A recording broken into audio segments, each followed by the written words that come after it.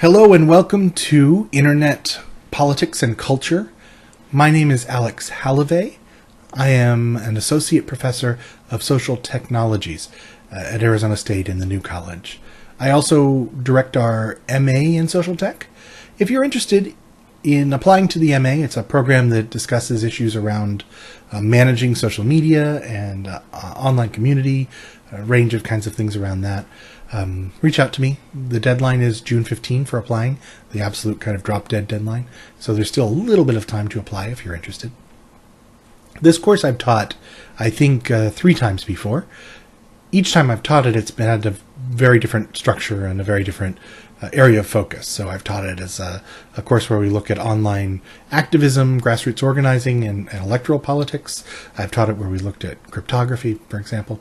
This time around, because it's a summer course and because we're accelerated, so those aren't the reasons.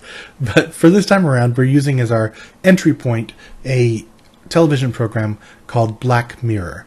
This is a program that aired starting in the UK in 2011 and then made its way to Netflix for season 3 at the end of last year, at the end of 2016. All 3 seasons are available on Netflix. And so that's what we're going to use as an entry point to start to think about some of these, not just the internet, even though that's the title of the course, but these social technologies, these ways in which technology and society interact with one another. Some of those are definitely political and some of them are cultural. And I think Black Mirror does a great job of kind of giving us an impetus to think about some of these things. For those of you who aren't familiar with Black Mirror, the program is designed to be a form of speculative fiction. That is, they take a real set of technologies or socio-technologies and they say, well, honestly, they say, what's the worst that could happen? They tend to be very dystopic views of what the future might hold if we continue to use these technologies. So it's a very critical, it tends to get the feeling that it is very critical of technology. It's also dark. It's not like zombies eating you. There's some violence in some of the episodes, but it tends to not focus so much on the violence and rather to focus on the surprise, the twist, the sort of thing that happens that you didn't quite expect, that was driven in part by the affordances of these technologies. So, in fact, watching this, I have colleagues at 2 other universities, one who taught it last semester at the University of Washington, one who's teaching it in the fall at New School in New York City. And the latter of these, Trevor Schultz, noted that he's not going to be watching just Black Mirror, and it's not because he doesn't think it would be useful to just do it through Black Mirror, but he just didn't want to bum everyone out over the course of a semester. We have a very accelerated semester. I don't want to bum you out either. So I guess build in time to go watch things that are stupid and happy. Go watch some, big tent movies or something. I don't know. So counterbalance some of this darkness as best you can, I guess is what I'm saying. So you probably should take a look at the first episode and decide if this is for you, because if you find that to be dark, it really isn't. It's kind of right in the middle. Some of them go much darker. Very few of them go, happy, and, there are very few happy endings in this particular program.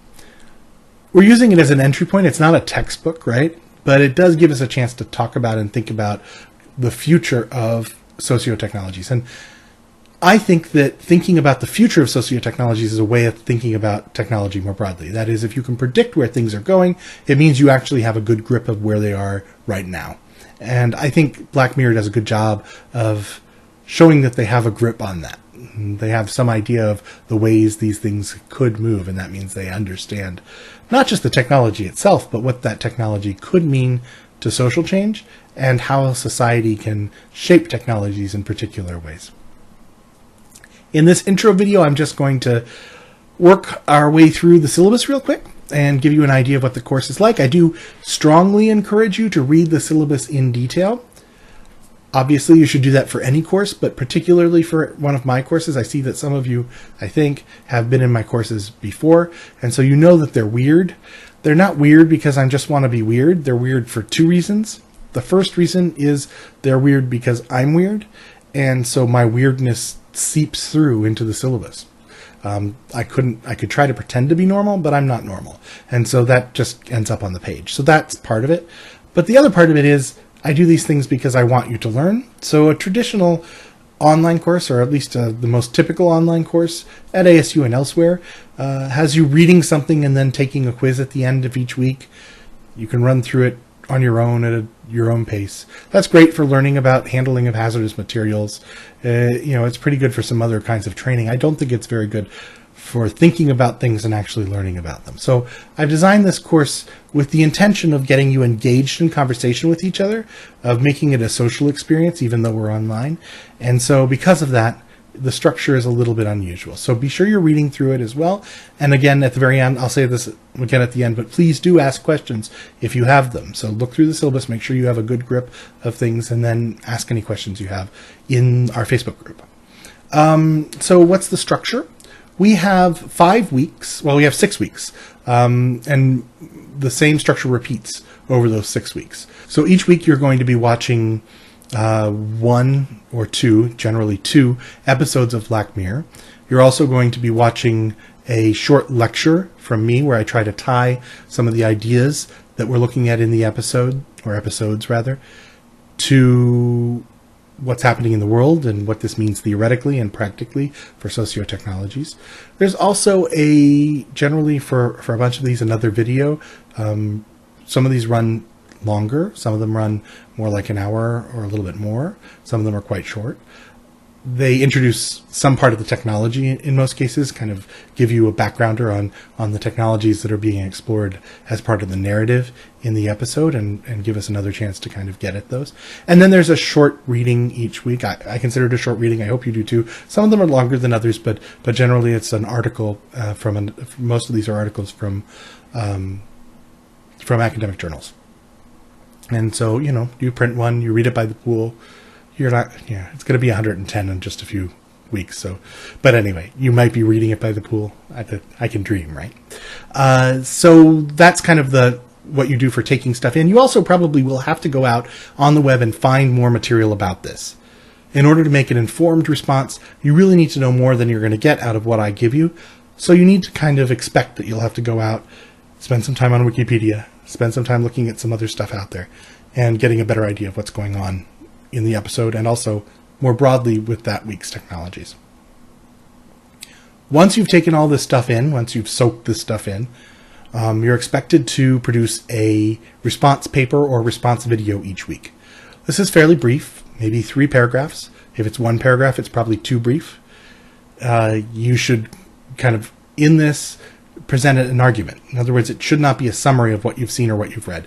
I don't want to see a summary. We've all seen the same stuff for the most part. We don't need you explaining to us what we've just seen. What we need is your unique perspective on what's being presented there. So that means bringing in other things you've done, other experiences you've had, your personal readings and what you've experienced in other courses and how you can bring that to bear in this one. It means connecting what we're doing that week with your broader understanding of things and then presenting that back to us. So each of these, I think there's probably, once we wash out and we have some people drop the course and add the course and whatever, we have about 16, 18 people in the course. And so I should be seeing 16 or 18 different responses from different perspectives. I say this in the syllabus, and I'll say it here too. I strongly value unique perspectives and creativity. I also value erudition. In other words, I want you to be saying things that are not just unique and creative, but are well informed.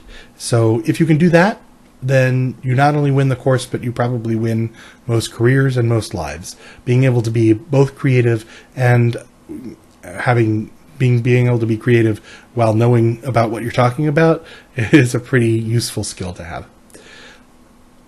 You'll also be expected at least 2 days during the week to log in and comment on other people's responses or post other things you think would be useful to others, either to understand that week's stuff or the broader issues that we're tackling during the semester.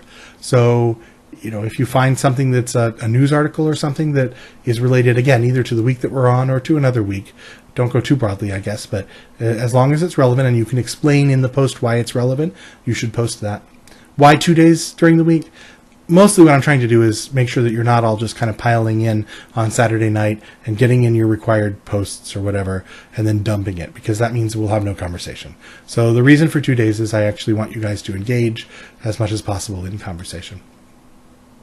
All of this is going to be happening through a Facebook group.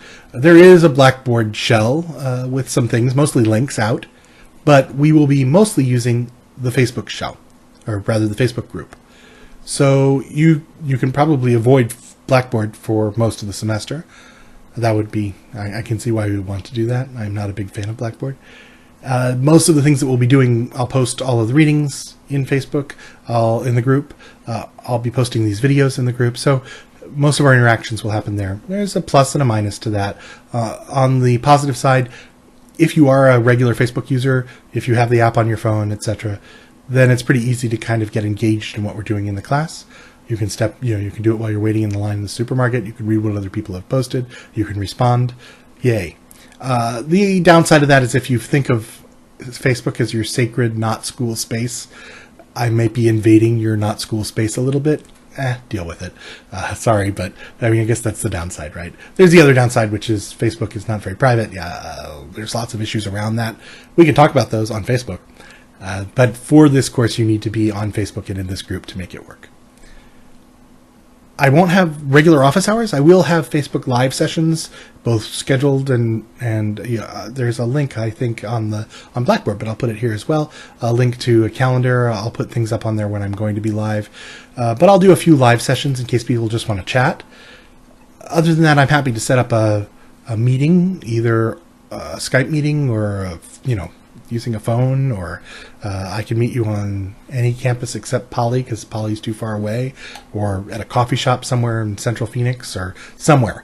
We can figure out a way to meet. Just reach out to me and we'll set up a time, and I'm happy to do that. Let's see. There's no text for this course. There's no textbook for this course. There are no books assigned at all. I do have readings, as I said, each week, short readings that I expect you to do, but there's no specific textbook. You will need to have access to the Black Mirror show.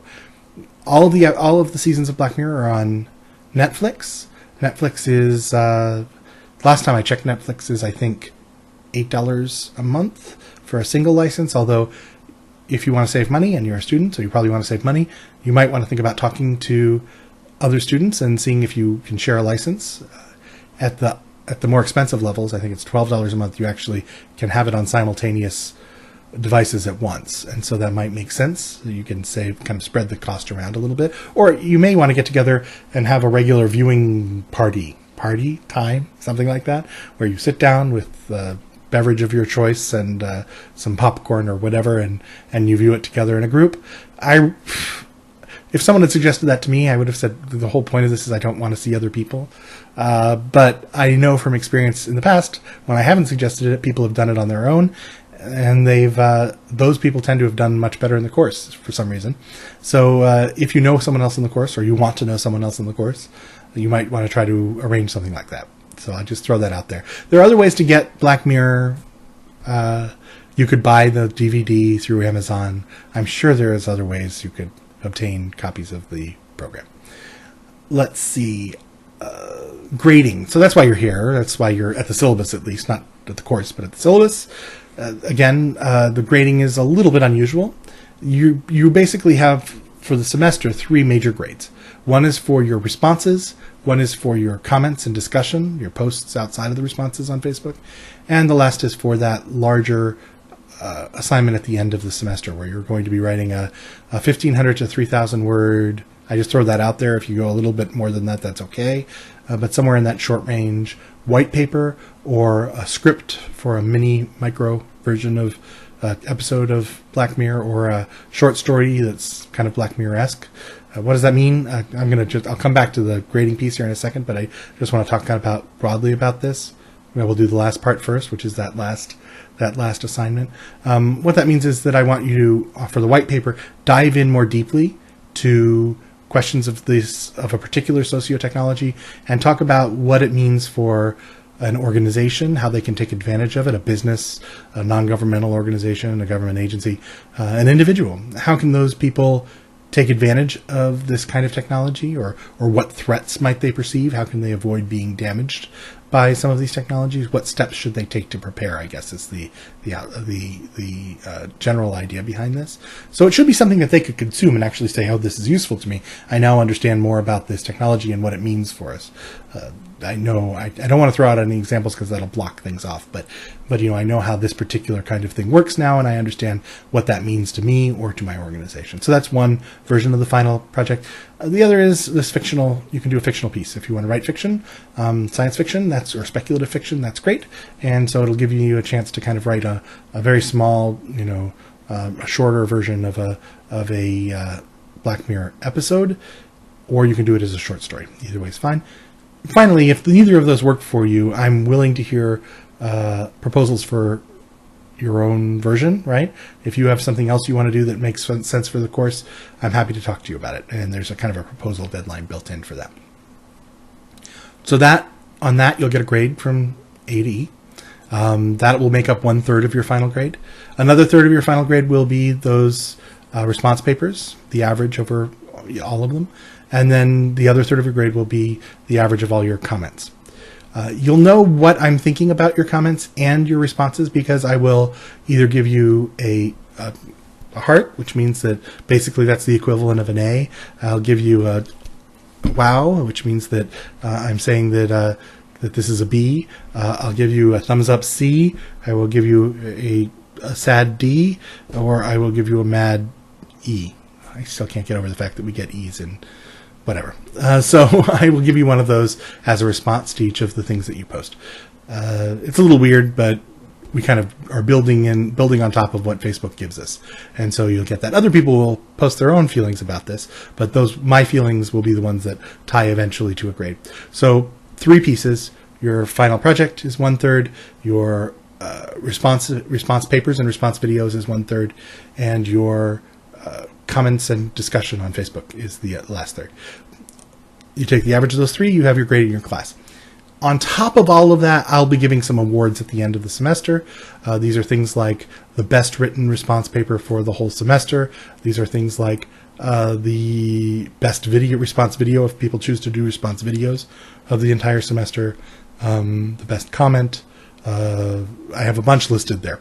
And so I'll be giving the most popular. That is, other people like this comment, even if I didn't like it. So the People's Choice Award.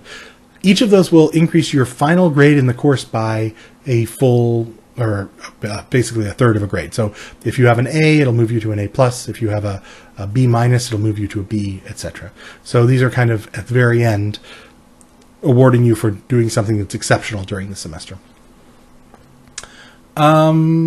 Again, I privilege work that has a unique perspective and that is informed, and I like good writing, and these are things and I like strong structured thinking and strong structured arguments. So even if you're doing a video, don't just sit down and do what I'm doing here and kind of just do it off the cuff. Think ahead of time of what you want to say. It's a very short video.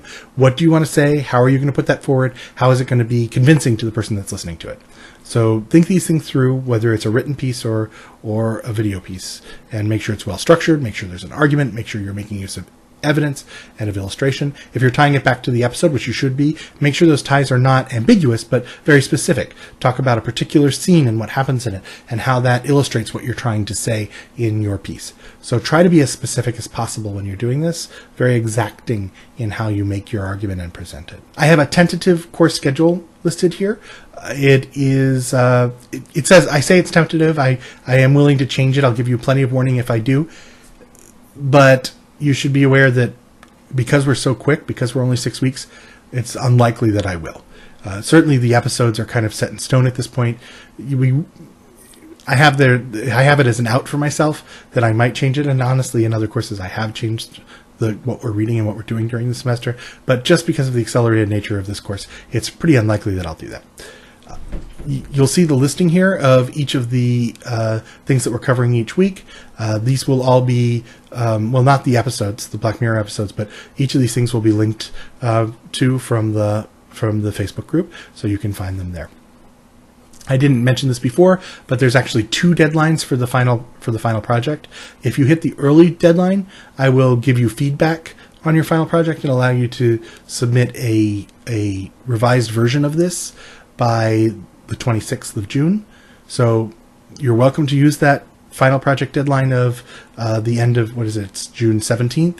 I would encourage you to do that. If you miss that, no fault, no problem. You'll just have to make sure you hit the June 26th one. The June 26th one is cannot be changed. It is immutable.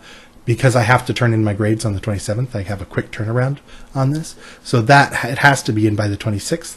And you probably won't get much feedback from me if you only turn in the second one, just because I have to turn them around very quickly. You will get, hopefully, more feedback. I'll try. I'm blocking off the time on that Sunday to get back to you if you turn in the one on the week earlier. Let's see.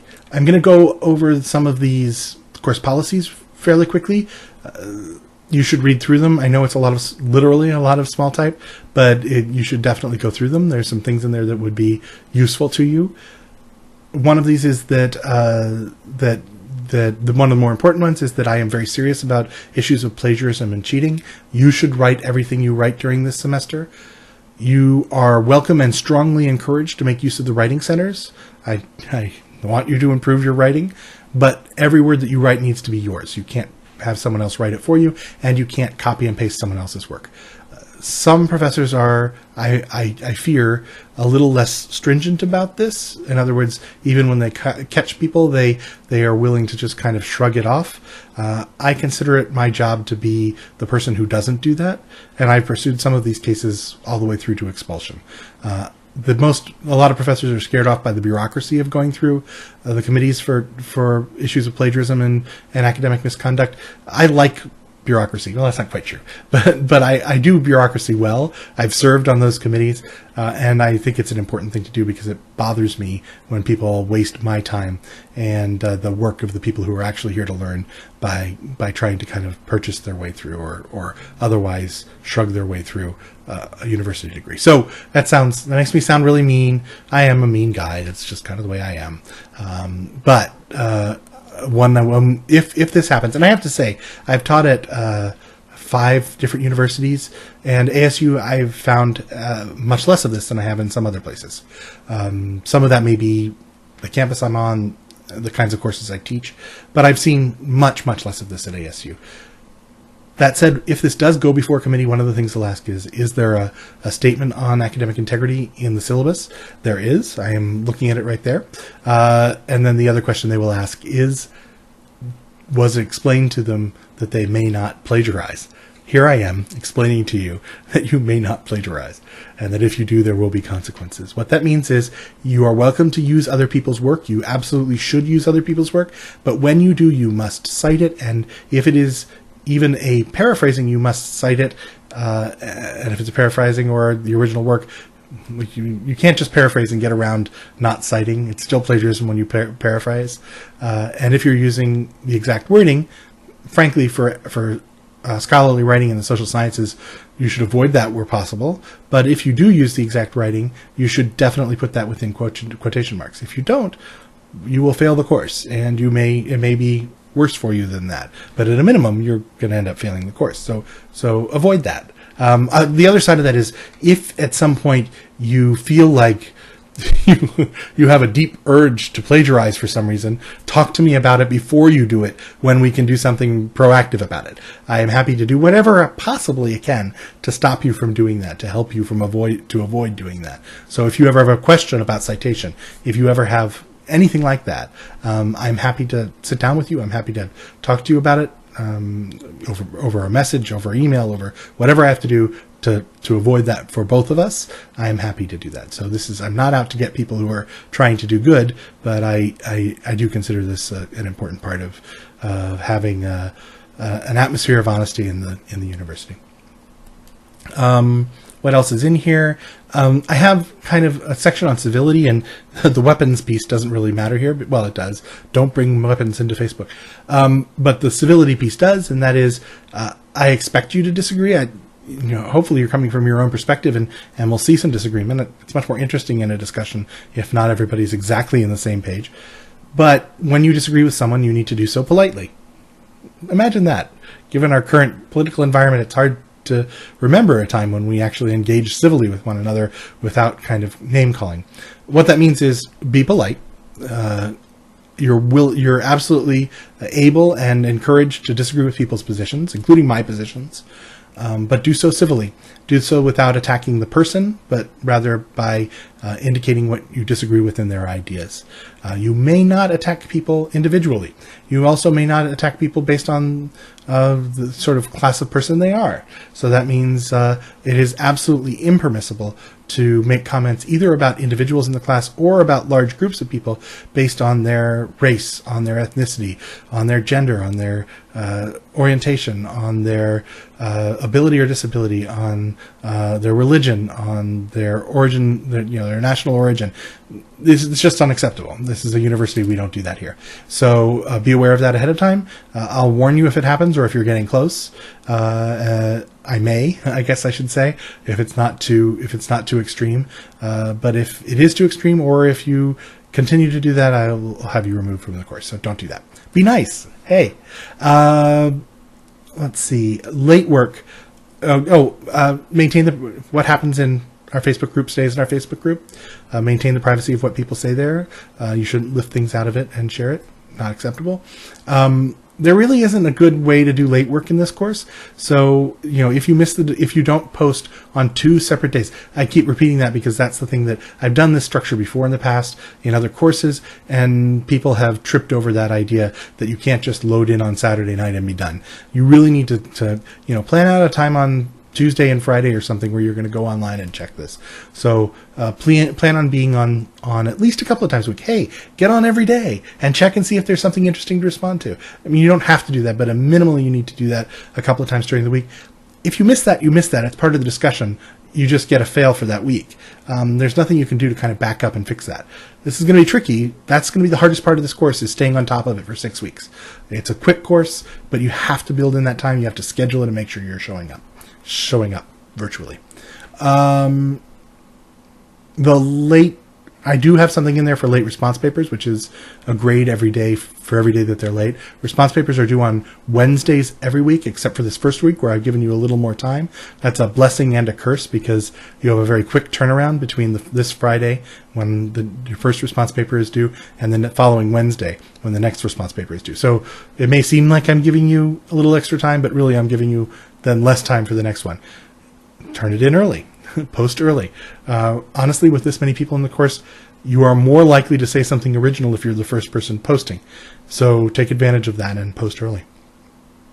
The end deadline, the deadline of June 26th is a deadline. I have to turn in my grades the next day. So midnight of that day, if it's not in, you're getting an E on that part of the course, and frankly, with a third of your grade being an E, you probably aren't doing well in the course. So please be aware of that. Turn in early on those. It's pretty important. There's another piece here which is an incomplete. Incompletes only happen under the ways that are required by the university. I don't like to do incompletes for a bunch of reasons. So be aware of that. Unless I have to because the university requires me to, I won't do an incomplete. After I've said all this mean stuff, please do fill out the evaluation at the end of the semester. That's how my kids eat. I'm just kidding. But the ASU puts a huge amount of emphasis on the teaching evaluations by students. And so please do that. This is a small course. And so if not enough of you do that, then we're in trouble. So, I hope that you'll give me perfect 5s. I think it's 5s. I hope that this is what they say at the place where I get my car fixed. Is there anything we could have done that would have made this a 5? Let us fix it. Well, honestly, let me fix it. So I would much rather hear from you in the second or third week about what you're not liking about the course than see it on the course evaluation when it's too late. So I am striving to get good grades from you, just as you hopefully are striving to get good grades from me. And so I hope that you will come and talk to me if there's something going on that I can do, or something I can do to help make the course work better for you. So that's my request there. I do have a subject to change thing in here where I say these things might change. If they do, I'll give you plenty of time, plenty of warning. I'll say so on the Facebook group where you'll see it happening. As I said, though, this is a very short course, so it's unlikely that I'll make substantial or even any changes in the plan that I've set out in the syllabus. That took much longer than I thought it would. So what should you do right now? You should watch the next video, which I need to do next, which is a quick tie together of the episode we're watching this week and some of the ideas that I think are useful in it. So watch that video, watch the actual episode. I would say you'll see in the syllabus I have my lectures after. I think it would be better to watch the episode first and then my lecture, so that you go into it with a blank slate, so you're not just looking to see the same things I saw. So I would recommend you watch the first thing you do each week is watch the episode. I would say you should watch it before we actually get to the week. It's better to get this stuff done early. So watch the episodes. This week you should go ahead and dive in and watch the episode and do the short reading. Make sure you've gone over the syllabus, get online, check out the group, and get working on the response early on. I'll try to give enough feedback on this first set of responses so you get a better idea of what you should and shouldn't be doing in the following responses. Other than that, please do ask questions on Facebook. You'll be getting points by asking questions, and that way also other people will not ask me the same question over and over again. Make sure that someone else hasn't already asked the question, and then you can ask the question on Facebook. And I'm really happy to have you in the course. This is a weird course, but I'm excited to teach it. I've been wanting to do it as soon as I heard that Black Mirror was going into its 3rd season, so I'm happy and privileged that I get to, and I hope you'll enjoy the semester, the short semester that we have ahead of us, and the summer. Thanks very much.